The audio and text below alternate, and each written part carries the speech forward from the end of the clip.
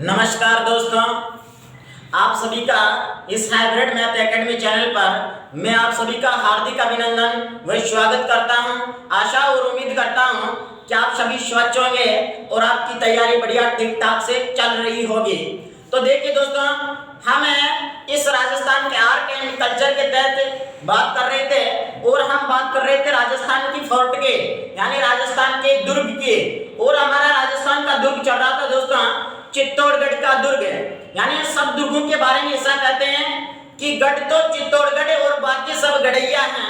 इसीलिए मैं कहता हूं दोस्तों कि जिंदगी का मिलना किस्मत की बात है और मौत का मिलना वक्त की बात है, पर मौत के बाद भी लोगों के दिलों में रहना ये तो मेरे दोस्तों सिर्फ कर्म की बात है। इसी आशा और उम्मीद के साथ हम शुरुआत करते हैं इस चित्तौड़गढ़ फोर्ट के यानी चित्तौड़गढ़ दुर्ग की। इसीलिए मैं कहता हूं दोस्तों कि दिन हुआ तो रात भी होगी। अरे दिन हुआ तो रात भी होगी, तुम क्यों रहते हो इतने उदास?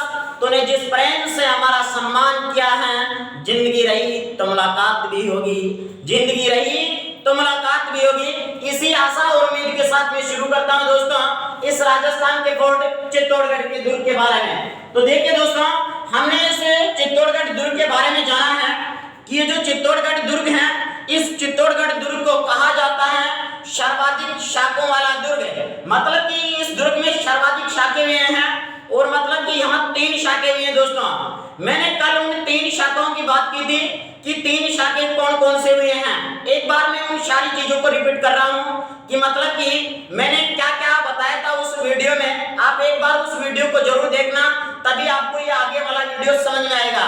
मैंने बताया दोस्तों कि ये जो चित्तौड़गढ़ दुर्ग है, इस चित्तौड़गढ़ दुर्ग में 3 शाखें भी है। बताइए कितने शाखें भी है? तो इसमें हुई है दोस्तों 3 शाखें। अगर मैं बात करूं कि मैंने बताया था कि शाखा का मतलब क्या होता है, तो शाखा का मतलब 2 चीजें होती हैं दोस्तों। अगर युद्ध करते हुए अगर कोई व्यक्ति सलट जाए तो मतलब वह कहलाता है केसरिया। अगर उसमें महिला सलट गई तो महिला ने क्या किया? जोहर किया दोस्तों, तो ये क्या कहलाता है? जोहर। अगर मैं बात करूं तो ये से 3 शाखें कब कब हुई हैं इस चित्तौड़गढ़ फोर्ट में। तो पहला शाखा हुआ दोस्तों 1303 ईस्वी में। बताइए कब हुआ है? 1303 ईस्वी में। अब ये जो शाखा हुआ दोस्तों, तो इसमें जो केसरिया किया है यानी वह केसरिया तो हुआ है रावल रतन सिंह के नेतृत्व में। बताइए किसके नेतृत्व में? तो रावल रतन सिंह के नेतृत्व में। और यहाँ जो जोर हुआ दोस्तों, वे जोर हुआ है रानी पद्मिनी के नेतृत्व में। बताइए किसके नेतृत्व में? रानी पद्मिनी के नेतृत्व में 1600 रानियों ने क्या किया है? जोहर किया है दोस्तों। देखिए कितनी रानियों ने? 1600 रानियों ने। लेकिन मैंने खास विशेषता इसमें 3 क्वेश्चन बताए थे। 3 क्वेश्चन ये बताए थे दोस्तों कि ये ऐसा शाखा हुआ है जो मेवाड़ रियासत का तो प्रथम शाखा है और राजस्थान का सबसे बड़ा शाखा है और राजस्थान का दूसरा शाखा है। यानी ये 3 क्वेश्चन मैंने इसमें जिक्र किया था। बताइए कितने क्वेश्चनों का? 3 क्वेश्चनों का। यानी कैसे? तो मैंने बताया दोस्तों, पहला क्वेश्चन है कि ये मेवाड़ रियासत का प्रथम शाखा है। बताओ किस रियासत का? तो मेवाड़ रियासत का ये है दोस्तों प्रथम शाखा। इसके अलावा मैंने बात की कि ये राजस्थान का सबसे बड़ा शाखा है, राजस्थान का सबसे बड़ा शाखा है।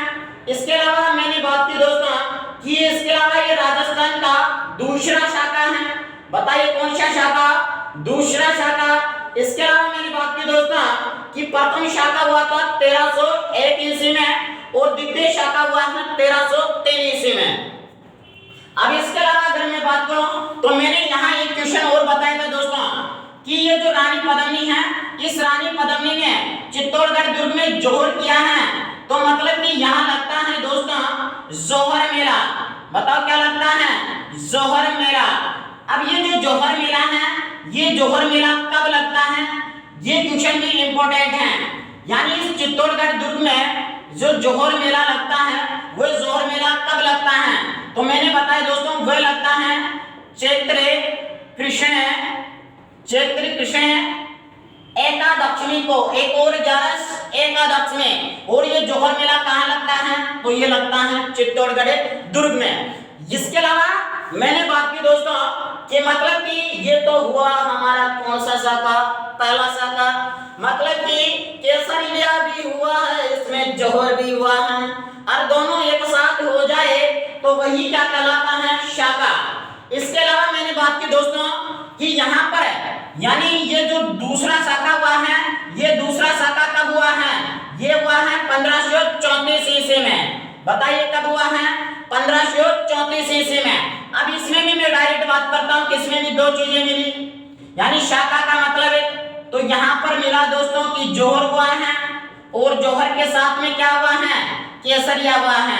और मैंने यही तो बोला है कि अगर दोनों एक साथ हो जाए वही क्या कहलाता है, तो वही शाखा कहलाता है। ये शाखा कब हुआ, ये हुआ 1534 ईस्वी में, और ये क्या कहलाता है, तो ये कहलाता है दोस्तों दूसरा शाखा। लेकिन मैंने यहाँ एक इंपॉर्टेंट और क्वेश्चन की बात की थी कि जब यहाँ पर केसरिया होता है दोस्तों, तो केसरिया बाघ सिंह के नेतृत्व में होता है, जो प्रतापगढ़ देवरिया का ठाकुर था। लेकिन इसमें जो बहादुर शाह था, उस बहादुर शाह के साथ में एक सेनापति आया था। ये वेरी वेरी इंपॉर्टेंट क्वेश्चन है कि मतलब कि जब गुजरात के शासक बहादुर शाह ने इसके ऊपर आक्रमण किया तो उसके साथ में कौन आया था, एक सेनापति आया था जिसका नाम था रोमी खान। बताइए क्या नाम था, रोमी खान, जो गुजरात के शासक बहादुर शाह के साथ में, गुजरात के शासक बहादुर शाह के साथ में उसका सेनापति के रूप में आया था।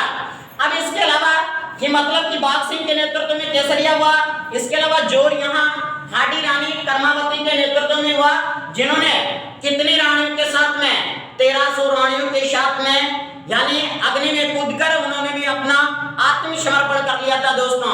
इसीलिए कहते हैं ना कि एक बार जो मिल गया उसे इतिहास में छोड़ा नहीं जाता है। और ये जो रानियां हैं, ये रानियां अपने लोग और लाज को बचाने के खातिर अपने पति मर जाने के पश्चात में ये आग और जल में कूदकर क्या हो जाती थी, आत्मसमर्पण, अपना सम्मान बचाने के लिए अपने प्राण त्याग देती थी दोस्तों।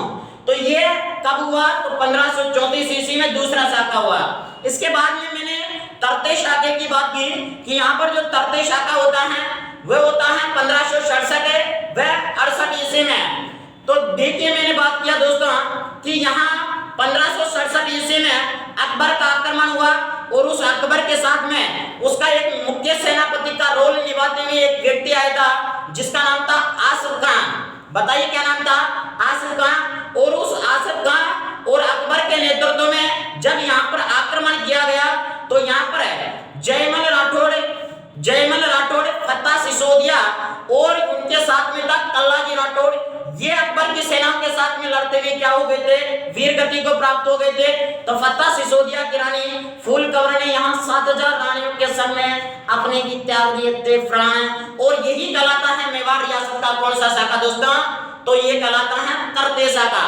तो ये हुआ है दोस्तों तीसरा शाखा। अब हमें बात ये आती है कि जो दूसरा शाखा हुआ, इस दूसरा शाखा की हमें जानकारी कहाँ मिलती है, तो इसकी जो जानकारी दोस्तों वे जानकारी मिलती है हमें, जो मैंने बताया था कल भी कि एक ग्रंथ है हमारा जिसका नाम है वीर विनोद। बताइए कौन सा, वीर विनोद। और ये जो वीर विनोद ग्रंथ है इसके लेखक कौन थे, तो इसके लेखक थे श्यामल दास। इस श्यामल दास के द्वारा वीर विनोद ग्रंथ लिखा गया जिसमें हमें यहाँ हुए दूसरे शाखे की जानकारी मिलती है। इसके अलावा मैंने यहाँ तरते शाखे की भी बात की, और इस प्रकार से इस दुर्ग को क्या कहा जाता है, तो इसको कहा जाता है सर्वाधिक शाखों वाला दुर्ग। यहाँ पर यह सर्वाधिक 3 शाखे। क्वेश्चन नंबर 1, जौहर मेला कब लगता है, चैत्र कृष्ण एकादशमी को कहा, इस चित्तौड़गढ़ दुर्ग में। तो आपको ये 3-4 बातें यहाँ से याद रखनी है दोस्तों। एक बार ये जो कल तक की चीज थी इसको मैं रिपीट किया हूँ, आज मैं यहाँ से आगे बढ़ूंगा और जानेंगे हम इस चित्तौड़गढ़ दुर्ग की इमारतों के बारे में कि यहाँ पर क्या क्या बना है दोस्तों। तो एक बार के लिए इसके अलावा हम बात करेंगे दोस्तों इस चित्तौड़गढ़ दुर्ग में निर्मित इमारतों के, किस दुर्ग में क्या क्या बने हुए हैं दोस्तों, उन चीजों की हम बात करने वाले हैं। तो शाम का मौसम है और शाम के मौसम में आप सभी हमारे साथ में जुड़े हुए हैं। तो मैं कहता हूँ कि हर शाम तेरा इजाद किया करता हूँ, हर ख्वाबों में तेरा दीदार किया करता हूँ, अरे मैं दीवाना एक तो हूँ तेरा, तेरा मिलने का इंतजार किया करता हूँ। तो दोस्तों एक सवाल हमारे साथ में जुड़ेगा और देखिए हम बात करते हैं यहाँ पर बनी इमारतों की कि मतलब कि इस चित्तौड़गढ़ फोर्ट में क्या क्या इमारतें बनी हैं, क्या क्या मंदिर बने हैं, कौन कौन से महल बने हुए हैं, कौन कौन सी मस्जिद बनी हुई है, उन सारी चीजों की हम बात करने वाले हैं। देखिए अगर मैं बात करूं दोस्तों तो हमारा ये जो चित्तौड़ फोर्ट है, ये चित्तौड़ फोर्ट इस प्रकार का दुर्ग है और इस दुर्ग की जो आकृति है दोस्तों वह आकृति मैंने कैसी बताई है, तो इसकी आकृति मैंने बताई है दोस्तों कि इस दुर्ग की आकृति है व्हेल मछली के समान। बताइए कैसी है? व्हेल मछली के समान, व्हेल मछली के समान बना ये दुर्ग है दोस्तों। और इस दुर्ग में क्या क्या बना है तो देखिए अगर मैं बात करूं दोस्तों तो इस दुर्ग में बना है इमारतों में, तो यहाँ बना है दोस्तों तुलजा भवानी का मंदिर है। बताइए कौन सा? तुलजा भवानी मंदिर बना है यहाँ। इसके अलावा अगर मैं बात करूं दोस्तों तो देखिए नाम है तुलजा भवानी और ये तुलजा भवानी माता का मंदिर कहाँ है? चित्तौड़गढ़ फोर्ट में। इसके अलावा अगर मैं बात करूं दोस्तों तो यहाँ है दोस्तों कौन सा मंदिर है? तो यहाँ है दोस्तों मीरा मंदिर है। बताइए कौन सा मंदिर है? मीरा मंदिर बना हुआ है। इसके अलावा अगर मैं बात करूं दोस्तों तो इस चित्तौड़गढ़ फोर्ट में बना है दोस्तों कृष्ण मंदिर है। बताइए कौन सा? कृष्ण मंदिर है। यानी आपको दिमाग में आया कि मीरा और ये ही है कृष्ण और ये मीरा और मंदिर है। कृष्ण मंदिर कहाँ बना हुआ है? तो ये बना है चित्तौड़गढ़ फोर्ट में, यानी तुलजा भवानी, मीरा मंदिर और कृष्ण मंदिर है। इसके अलावा अगर मैं बात करूं दोस्तों तो यहाँ पर बना है कुंभ श्याम मंदिर है। बताइए कौन सा? अगर मैं बात करूं तो कुंभ श्याम मंदिर है। इसके अलावा आपको देखिए नाम है कुंभ श्याम कृष्ण मंदिर है। इसके अलावा अगर मैं बात करूं तो यहाँ एक बना कु से याद रखना है, यानी कु यानी इसके अलावा यहाँ बना है दोस्तों कालिका माता का मंदिर है। कालिका माता मंदिर है। तो बताइए यहाँ कौन सा मंदिर बना है? कालिका माता, कुंभ श्याम मंदिर। इसके अलावा अगर मैं बात करूं दोस्तों तो यहाँ बना है अन्नपूर्णा माता मंदिर है। इसके अलावा अगर मैं बात करूं तो यहाँ बना है दोस्तों श्रृंगार चौरी मंदिर है। श्रृंगार चौरी मंदिर है। अगर मैं बात करूं दोस्तों ये हमारे कहाँ बने हुए हैं? तो ये चित्तौड़गढ़ फोर्ट में। इसके अलावा अगर मैं बात करूं तो यहाँ बना है दोस्तों त्रिभुवन नारायण मंदिर है। त्रिभुवन नारायण मंदिर है। आपने सुना होगा दोस्तों, क्योंकि हम सुनने वाले व्यक्ति और सुनते रहते हैं। और अगर मैं बात करूं कि ये जो त्रिभुवन नारायण मंदिर है और ये जो त्रिभुवन नारायण मंदिर है ये हमारे चित्तौड़गढ़ फोर्ट में बना है, चित्तौड़गढ़ दुर्ग में बना है। और ये जो त्रिभुवन नारायण मंदिर है इसका निर्माण प्रतिहार शासक बौद्ध ने इस मंदिर का निर्माण करवाया। और ये जो मंदिर है इसी मंदिर को बोलते हैं समिधेश्वर मंदिर। और इसका जो जीर्णोद्धार है वह जीर्णोद्धार करवाया था महाराणा मोकल ने। ऐसे वर्तमान समय में क्या बोलते हैं दोस्तों? तो मोकल मंदिर के नाम से जानते हैं। ये वही मंदिर है दोस्तों। इसके अलावा अगर मैं बात करूं तो इसी फोर्ट में बना हुआ हमारा वह मंदिर बना है दोस्तों। तो देखिए त्रिभुवन नारायण मंदिर के पास में यहाँ बनी हुई है दोस्तों भामाशाह साहब की छतरी। यानी अगर मैं बात करूं तो भामाशाह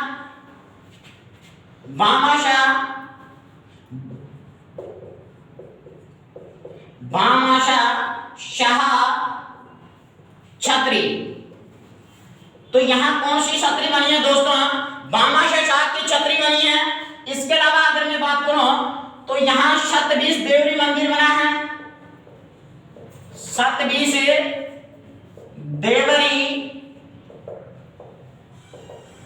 शतबीस देवरी मंदिर बना है। इसके अलावा अगर मैं बात करूं दोस्तों तो यहाँ पर कुकड़ेश्वर महादेव का मंदिर बना है। अगर मैं बात करूं तो कुकड़ेश्वर कुकड़ेश्वर महादेव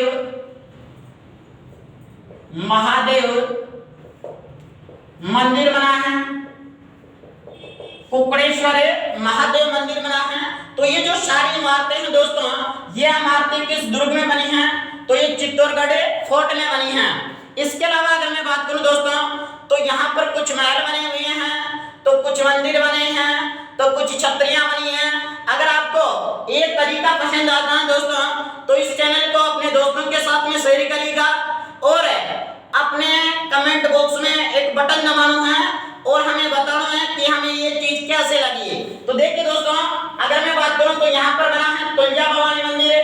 तुलजा भवानी मंदिर के बाद में आपको याद रखना है मीरा मंदिर, इसके बाद में कृष्ण मंदिर है, इसके बाद में कोमिश्याम मंदिर है, कालिका माता मंदिर है, यानी इसके बाद में अन्नपूर्णा माता मंदिर है, इसके बाद में त्रिभुवन नारायण मंदिर है, इसके बाद में भामाशाह की छतरी, इसके बाद में श्रृंगार चौरी मंदिर है, इसके बाद में सतविश देवरी मंदिर है, इसके बाद में कुकड़ेश्वर महादेव मंदिर है। अब हम बात करने वाले हैं कि जो चित्तौड़गढ़ फोर्ट है, इस चित्तौड़गढ़ फोर्ट में कौन कौन से महल बने हैं। तो एक बार यहाँ तक का स्क्रीनशॉट लो, फिर आगे बढ़ते हैं। इसके बाद में अब हम बात करने वाले हैं इस चित्तौड़गढ़ फोर्ट के महलों की दोस्तों। तो देखिए यहाँ पर कौन कौन से महल बनी हैं, कौन कौन से महल बने हुए हैं। तो उन महलों को याद करने के लिए भी आप हमारे साथ में जुड़ेगा और आप हमारे साथ में जुड़े हुए हैं, तो ये पॉसिबल नहीं है कि आपको याद नहीं होगा। 100% आपकी चीजें समझ में आएंगी दोस्तों। तो एक बार इन इमारतों को देखने के लिए आप इधर जरूर देखें, क्योंकि ध्यान भटकना नहीं चाहिए भैया। अगर ध्यान भटक गया तो फिर हम सब सिस्टम भटक जाएगा। बोलो है कि नहीं है? अरे बोलो है कि नहीं है ना? तो देखो, यानी अगर मैं बात करूं इस इमारतों की दोस्तों, तो यहाँ पर कौन कौन सी इमारतें बनी हुई हैं। तो इमारतों में हम बात करने वाले हैं महलों की। बताइए कौन की? तो महलों के।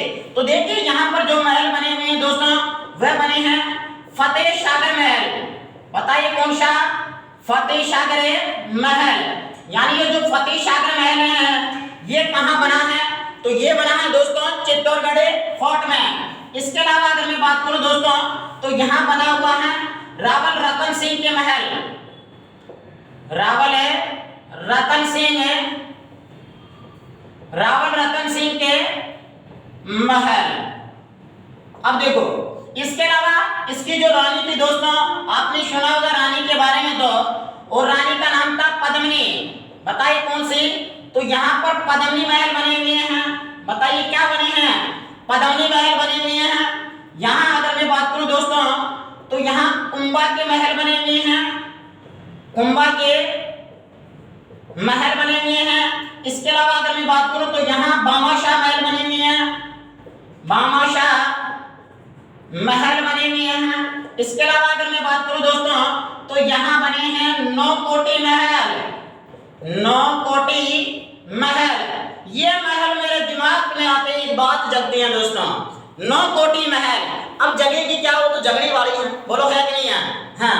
अगर मैं बात करूं दोस्तों, तो इस नौकोटी महल का मतलब होता है कि यहाँ पर जब विक्रमादित्य की हत्या हुई थी दोस्तों, यानी जब विक्रमादित्य को यानी बलवीर सिंह यानी बलवीर के द्वारा उसकी हत्या कर दी गई थी, तब उसका भाई था जिसका नाम था महाराणा उदय सिंह। बताइए क्या नाम था? महाराणा उदय सिंह। और इस महाराणा उदय सिंह को किसके द्वारा? तो इनकी जो यानी इस नौकोटी महल में यानी पन्ना दाई थी, जो उसकी दाई माँ थी, किसकी? महाराणा उदय सिंह की। वह महाराणा उदय सिंह को इसी नौकोटी महल में बचाई है दोस्तों। क्यों? क्योंकि इस नौकोटी महल में कौन विश्राम कर रहा था? तो उसमें महाराणा उदय सिंह विश्राम कर रहा था। जब उस बलवीर की खबर उसके कानों सुनाई देती हैं, किसके? पन्नादाई के कानों। तो वह पन्नादाई, यानी मैं इतना तो यहाँ बताना नहीं चाहूंगा क्योंकि हमारे ये इतिहास के टॉपिक है दोस्तों, लेकिन इस नौकोटी महल में उसने अपने पुत्र चंदन की बलि देकर इस महाराणा उदय सिंह के क्या बचा लिए दोस्तों? प्राण बचा लिए। इस पन्नादाई को कहा जाता है क्या?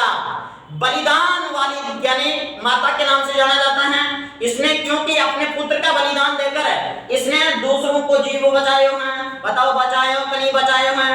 अरे तो बचाए हैं। तो देखो, इस नौकोटी महल में कौन विश्राम कर रहा था? तो महाराणा उदय सिंह। अब इसके बाद में अगर मैं बात करूं दोस्तों तो यहाँ भामाशाही महल बना है, नौकोटी महल बना है। इसके अलावा यहाँ हिंगोला, हाड़ा हिंगोला की छतरी बनी हुई है दोस्तों। हाड़ा व हिंगोला, हाड़ा व हिंगोला की क्या बनी है दोस्तों? छतरी बनी हुई है। तो ये जो हमारे महल जो छतरियां बनी हुई हैं, ये हमारे चित्तौड़गढ़ दुर्ग के बारे में दोस्तों हमें ऐसा उल्लेख मिलता है। लेकिन अगर मैं बात करूं दोस्तों तो इसके बाद में हमारे जो चित्तौड़गढ़ फोर्ट है, तो इसके बारे में आपने सुना होगा, क्योंकि आप सब सुनने वाले व्यक्ति हो सको, क्योंकि सब दिमाग लेकर बैठे हो, बिना दिमाग के तो आपको यूट्यूब देखना ही। अब देखो दूसरी बात, यानी ये जो चित्तौड़गढ़ दुर्ग है दोस्तों, तो इस चित्तौड़गढ़ दुर्ग में यानी विजय स्तंभ बना है। बताओ नाम सुना कि नहीं सुना? बोलो सुना है। अरे सुना ना, तो सुना है भी। अगर मैं बात करूं तो यहाँ पर जो विजय स्तंभ बना है दोस्तों, वह विजय स्तंभ किसने बनाया था? तो वह बनाया था दोस्तों महाराणा कुंभा ने। और महाराणा कुंभा ने क्यों बनाया? तो महाराणा कुंभा ने दोस्तों सारंगपुर जीत के उपलक्ष्य पर बनाया। कब? सारंगपुर युद्ध कब हुआ था? 1437 में। और ये जो 1437 में ये जो युद्ध हुआ दोस्तों, इस जीत के उपलक्ष्य पर इन्होंने इस चित्तौड़गढ़ फोर्ट में क्या बनाया था दोस्तों? तो विजय स्तंभ का निर्माण करवाया था। तो वह जो हमारी बातें हैं दोस्तों, वह हिस्ट्री से संबंधित बातें हैं। तो हम इसे चित्तौड़गढ़ फोर्ट के बारे में केवल इतना ही जानेंगे, और इसके विजय स्तंभ, कीर्ति स्तंभ, ये जो सारी बातें इतिहास से जुड़ा हुआ टॉपिक है, तो हम महाराणा कुंभा में ही इसका जिक्र करेंगे। तो आज के लिए इतना ही। ये मैंने जो चित्तौड़ दुर्ग है दोस्तों, मैंने आपको संपूर्ण रूप से इसका व्याख्यान किया है और संपूर्ण रूप से आपको बताया है। इससे बाद आपको ना तो कुछ मिलेगा ना मिला होगा। और इससे ज्यादा जानने के लिए आप हमारे चैनल को सब्सक्राइब करें, हमारा हौसला बढ़ाइए। हम आपके साथ में जुड़े हुए हैं और ऐसे ही वीडियो लेकर आएंगे दोस्तों। आज के लिए इतना ही। जय हिंद, जय भारत, धन्यवाद।